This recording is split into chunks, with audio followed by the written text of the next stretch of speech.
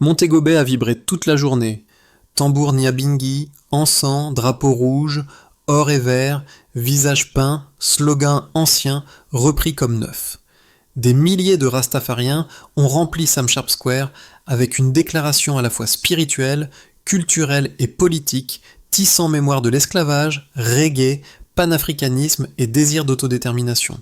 Pourquoi cela vous concerne-t-il? Parce que si Ibrahim Traoré devient l'étendard de cette ferveur, il relie Montego Bay à Ouagadougou par un cordon invisible de dignité et de souveraineté partagée. Quand la diaspora reprend voix et rythme, les lignes de force bougent et les calculs des puissants vacillent. Ce qui s'est levé à Montego Bay n'était pas une simple foule, mais une promesse murmurée entre générations, celle d'un réveil noir global. En soutenant Ibrahim Traoré, les Rastafariens disent plus qu'un mot de solidarité. Ils annoncent une redéfinition du leadership africain vu depuis la diaspora. La scène jamaïcaine, longtemps témoin des fractures du monde postcolonial, découvre un écho inattendu. Un jeune président burkinabé qui ose défier Babylone. Pour eux, c'est la preuve tangible qu'une Afrique souveraine peut exister sans l'aval des anciens maîtres. Le risque est grand. L'histoire a montré comment ceux qui se lèvent pour l'autonomie sont souvent abattus par des forces invisibles. Mais l'enjeu est plus vaste encore. Si Montego Bay et Ouagadougou battent à l'unisson, le récit du pouvoir pourrait basculer. Et si, pour une fois, la diaspora ne regardait pas simplement l'histoire se répéter, mais décidait d'en changer le cours? Dès l'aube, Montego Bay s'est métamorphosé.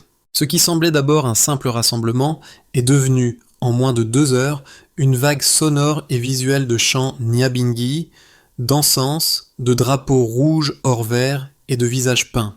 Plusieurs milliers de Rastafariens venus de toute la Jamaïque ont convergé vers Sam Sharp Square, nom d'un ancien esclave révolté, pour affirmer leur unité. Une question s'est alors imposée: comment un dirigeant d'Afrique de l'Ouest, Ibrahim Traoré, a-t-il pu rallumer un feu spirituel à 8000 km? Le contexte explique cette résonance. Depuis des décennies, les Rastafariens prêchent la libération noire et le retour symbolique à l'Afrique, citant Marcus Garvey comme prophète.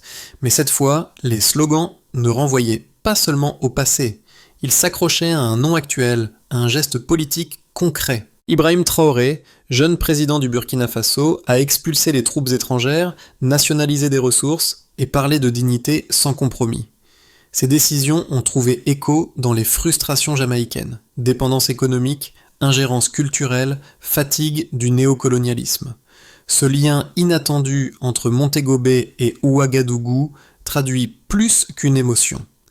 C'est la preuve d'un cycle historique qui revient, d'une solidarité réactivée. Les tambours, les cris, les visages en larmes ou en transe racontaient la même conviction. La souveraineté africaine n'est pas un sujet lointain, mais une condition pour la renaissance de tous les peuples noirs.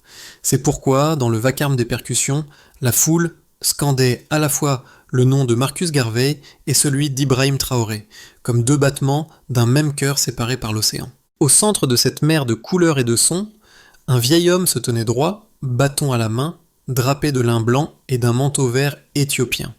On l'appelait Ras Solomon. Ancien batteur Nyabinghi, témoin de la lutte anticoloniale, il parlait d'une voix calme, presque rituelle.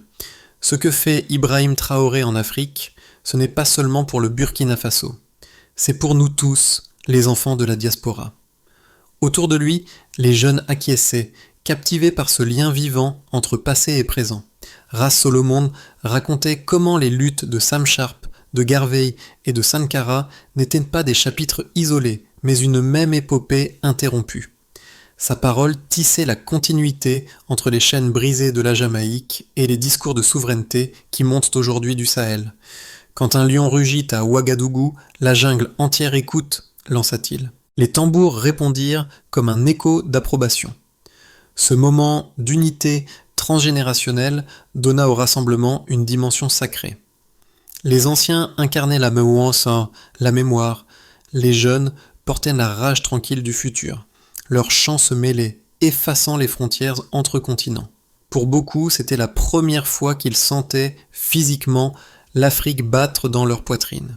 Et à travers Ibrahim Traoré, Ce sentiment prenait forme, celle d'un homme qui ose défier les puissances et parler au nom de la dignité noire sans traducteur ni permission. Tout a commencé bien avant que les tambours n'emplissent l'air de Montego Bay. Les réseaux rastafariens avaient appelé à une journée d'unité noire, mais nul ne prévoyait une telle ampleur. Dès le matin, des files se formaient sur les routes venant de Negril, de Falmouth, de Kingston. Le soleil montait lentement, enveloppant la baie d'une lumière dorée, tandis que les premiers chants s'élevaient. Le tempo était posé, lent, déterminé, ancestral. À 9h, Sam Sharp Square était déjà saturé. Des drapeaux éthiopiens flottaient au-dessus d'une mer de visages. Des femmes en bandeaux rouges levaient leurs poings, des enfants dansaient au rythme des tambours.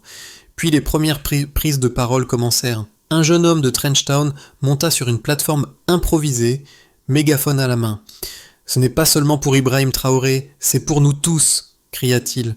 « Si Babylone touche à un de nos frères, c'est le monde noir entier qui se lèvera. » La foule répondit d'un rugissement. Vers midi, un moment clé s'est dessiné.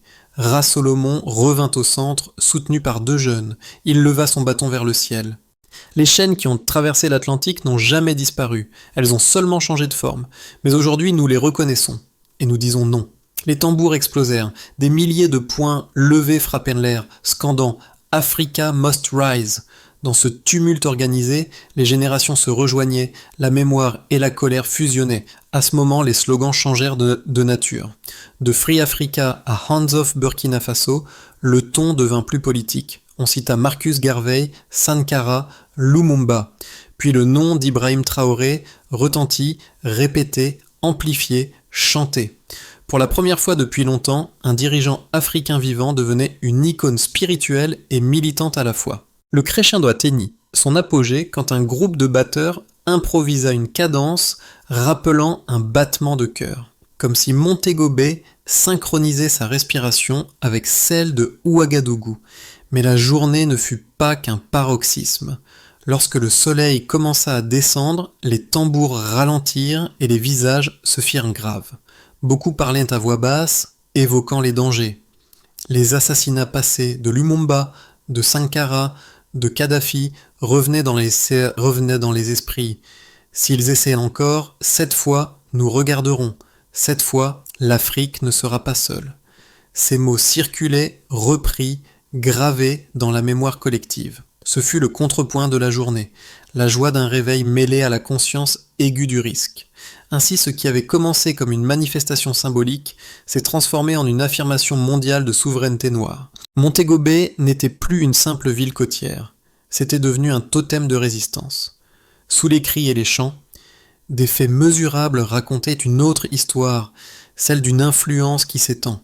Selon les chiffres relayés par les médias panafricains, la politique d'Ibrahim Traoré a déjà provoqué une hausse de 35% de la production aurifère nationale, tandis que les revenus publics issus des mines ont doublé depuis la fin des contrats étrangers. Ces résultats économiques, suivis de près par les observateurs, alimentent l'imaginaire des manifestants. Pour eux, ces pourcentages ne sont pas abstraits. Ils incarnent la possibilité d'une autonomie concrète. En Jamaïque, où près de 40% des jeunes sont au chômage ou en sous-emploi, ces statistiques résonnent comme un miroir. Si le Burkina Faso peut reprendre ses ressources, pourquoi pas nous ? Il lançait une militante, micro en main. Ce parallèle nourrit une forme de pédagogie collective. Comprendre par les chiffres que la dépendance économique n'est pas une fatalité. Le succès relatif du modèle burkinabé, même encore fragile, devient une preuve vivante que la résistance peut produire du rendement. Une autre donnée frappait les esprits, la gratuité partielle des soins et de l'éducation annoncée par le gouvernement de Traoré. Selon un rapport local, le nombre d'enfants scolarisés a augmenté de 18% en un an, tandis que la fréquentation des centres de santé ruraux a bondi de 22%.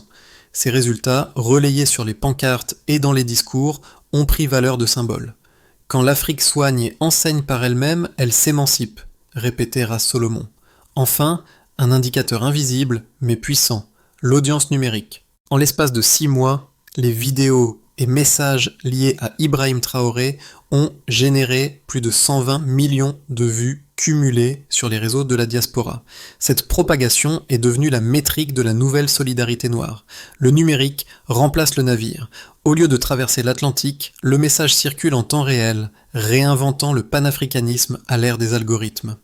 Ces données tissent un fil de cohérence. Un dirigeant africain rompt avec les modèles anciens, et son geste déclenche des répercussions quantifiables jusque dans les Caraïbes. Derrière les champs de Montego Bay, il y avait donc une logique froide, des courbes, des écarts, des résultats qui prouvent que la résistance peut se mesurer, se comptabiliser et inspirer. Cependant, les discussions autour d'Ibrahim Traoré ne sont pas homogènes, même parmi ceux qui le soutiennent. D'un côté, certains défendent le réalisme. La rupture avec l'Occident, si courageuse soit-elle, comporte des risques économiques majeurs. Les exportations du Burkina Faso dépendent encore à plus de 60% des circuits dominés par les multinationales européennes. Sans infrastructures autonomes, la souveraineté pourrait se transformer en isolement. Sans partenaires, pas de stabilité monétaire. Sans stabilité, pas de prospérité durable, avertissent certains économistes. Face à eux, une voix plus radicale s'élève, nourrie par l'histoire. Elle affirme que chaque libération authentique passe par une période de chaos initial. Les colonies n'ont jamais été prêtes pour l'indépendance, elles l'ont simplement prise, rappelait un intervenant à Montego Bay. Pour ses partisans, la transition conduite par Ibrahim Traoré incarne une phase nécessaire. Rompre avant de reconstruire. La dépendance ne se réforme pas, elle se casse. Entre ces deux pôles, certains cherchent une synthèse.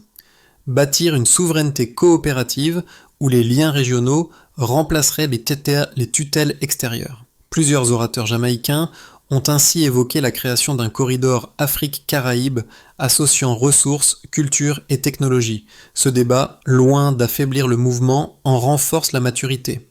Il montre que la foi n'exclut pas la raison, que la solidarité peut s'accompagner d'analyse.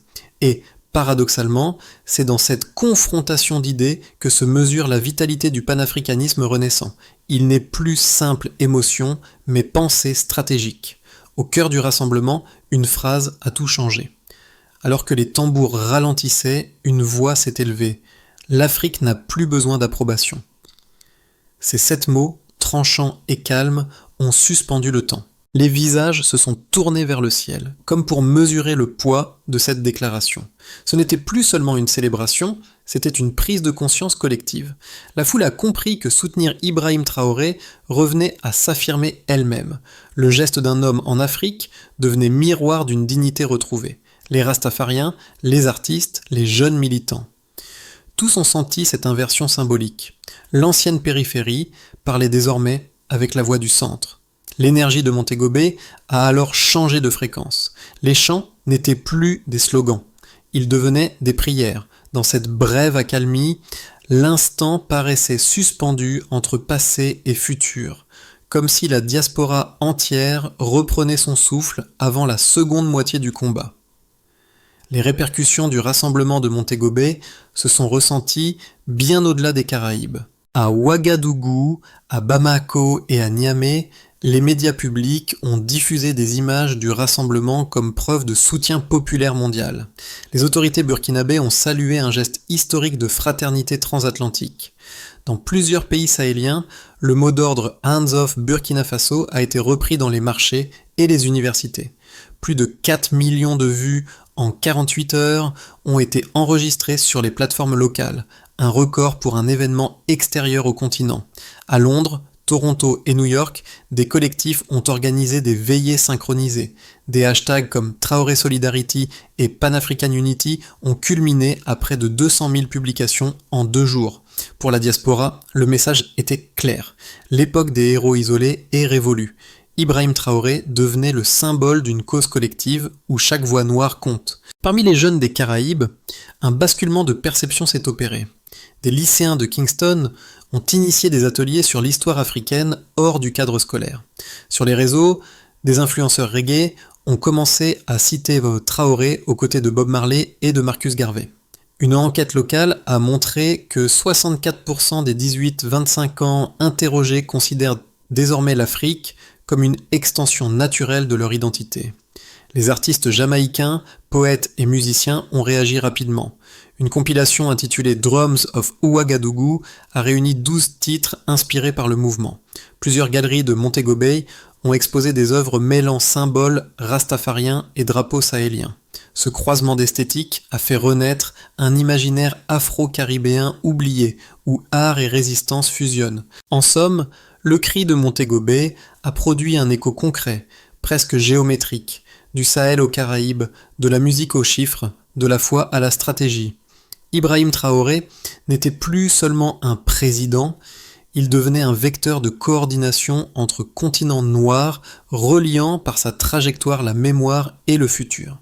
L'avenir du mouvement lancé à Montego Bay et amplifié autour d'Ibrahim Traoré se joue désormais sur 3 trajectoires possibles.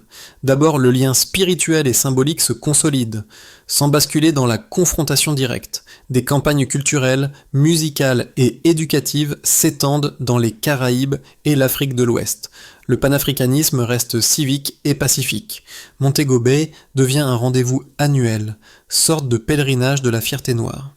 Ensuite, la dynamique dépasse la culture pour investir la politique. Des partenariats Afrique-Caraïbes émergent, incluant échanges d'étudiants, projets miniers et corridors numériques. Ibrahim Traoré devient interlocuteur régulier des diasporas appelant à une coopération horizontale entre nations noires. Ce scénario inaugure un nouveau cycle d'intégration transatlantique, non imposé mais choisi. Enfin, les tensions géopolitiques se durcissent. Les puissances occidentales accentuent pression économique et campagne médiatique contre les gouvernements du Sahel. Si ces actions s'intensifient, les mouvements de soutien pourraient être criminalisés ou infiltrés. Le risque est de voir l'unité renaissante se fragmenter avant d'avoir porté ses fruits. Ces 3 futurs possibles rappelle une condition essentielle. Si la solidarité veut durer, elle doit s'organiser. Sans structure, la ferveur s'évapore. Avec discipline, elle devient pouvoir. Le défi désormais est d'inventer une forme d'action commune capable d'unir tambour, données et décisions. Au-delà des discours et des chiffres, ce mouvement parle au cœur. Ce qui s'est joué à Montego Bay n'est pas seulement une page d'histoire, c'est une émotion collective à laquelle chacun peut se relier. Pour ceux qui regardaient depuis Kingston, Port-au-Prince ou Dakar, les tambours semblaient battre à l'intérieur même du corps. Une phrase revenait dans les discussions. Si l'Afrique se relève, nous nous relèverons aussi. Pour les jeunes, l'image d'Ibrahim Traoré offre un modèle de courage sans vernis. Un dirigeant jeune, ferme, mais proche du peuple. Beaucoup y voient la preuve qu'on peut être à la fois radical et lucide. Pour les communautés culturelles, c'est une confirmation. La musique, la foi et la politique peuvent cohabiter dans un même souffle. Et pour les diasporas dispersées, le rassemblement agit comme un signal d'appartenance retrouvé, un nous recomposé après des siècles de dispersion. Ce moment a redonné sens à une idée ancienne. La fierté n'est pas arrogance, c'est mémoire tenue droite. Quand les tambours de Montego Bay ont résonné avec ceux de Ouagadougou, c'est un dialogue invisible qui s'est rouvert entre continents. Il rappelait que la dignité n'est pas un concept abstrait, mais un rythme à garder vivant, ensemble. Pour que Montego Bay ne reste pas un souvenir, plusieurs pistes concrètes se dessinent. Il s'agit d'éduquer, créer un réseau Afrique-Caraïbes d'écoles et d'universités solidaires, enseigner l'histoire coloniale, mais aussi les réussites africaines contemporaines. En Jamaïque, certaines écoles communautaires préparent déjà des modules sur le Burkina Faso d'Ibrahim Traoré. Il s'agit de relier. Mettre en place un calendrier commun de festivals panafricains a commencé par un forum de Montego Bay annuel, où la culture sert de diplomatie. Il s'agit de produire, encourager les coopérations économiques sud-sud dans l'artisanat, l'agriculture biologique, la musique, le design. Plusieurs entrepreneurs afro-caribéens ont déjà évoqué des échanges commerciaux directs avec Ouagadougou. Il s'agit de protéger, renforcer la cybersécurité des médias panafricains indépendants face aux campagnes de désinformation considérées comme une menace structurelle. Il s'agit de mesurer, mettre en place un observatoire de l'unité noire chargé de suivre les actions concrètes et leurs impacts réels, nombre d'étudiants échangés, projets culturels, retombées économiques. Cette feuille de route trace un horizon. Faire du lien entre les peuples noirs, non pas un rêve, mais une méthode. Ibrahim Traoré, par son geste, a rappelé qu'une souveraineté sans structure reste un vœu pieux. Désormais, l'enjeu n'est plus de proclamer l'unité, mais de l'administrer, pas à pas, tambour après tambour. Lorsque le soleil s'est couché sur Montego Bay, la lumière dorée a enveloppé les derniers tambours comme une bénédiction silencieuse. Les anciens tenaient les mains des plus jeunes, formant un cercle. Au centre, un portrait d'Ibrahim Traoré reposait contre un drapeau éthiopien. Personne ne parlait, mais tous savaient que quelque chose avait changé. Ce moment contenait une promesse, celle d'une renaissance partagée.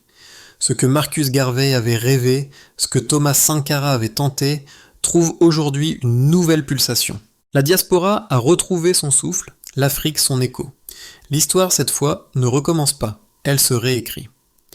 Quand les tambours de Montego Bay ont répondu à ceux de Ouagadougou, une certitude s'est imposée. Le monde noir ne sera plus spectateur. La dignité n'est pas un mot, c'est un battement collectif. Et ce battement, personne ne pourra plus l'arrêter. La nuit tombée, les rues de Montego Bay gardaient encore la trace des chants et des pas. Sur les murs, les affiches d'Ibrahim Traoré se mêlaient aux visages de Garvey et de Marley, comme si trois époques dialoguaient enfin. Les tambours s'étaient tus, mais leur écho persistait, celui d'un peuple qui se redécouvre un destin commun. Cet appel n'est pas un cri de guerre, mais une invitation. Écouter, comprendre, agir ensemble. Là où les frontières ont divisé, la mémoire peut rassembler. Et si le futur du monde noir ne se joue pas dans les parlements, mais dans les consciences, alors chaque voix compte. Les Rastafariens l'ont montré, la foi peut devenir stratégie, la culture peut devenir pouvoir. Le reste dépend de nous, de notre capacité à maintenir ce lien entre la Jamaïque et le Burkina Faso, entre les tambours et les décisions. Car quand la dignité parle bas, l'histoire écoute.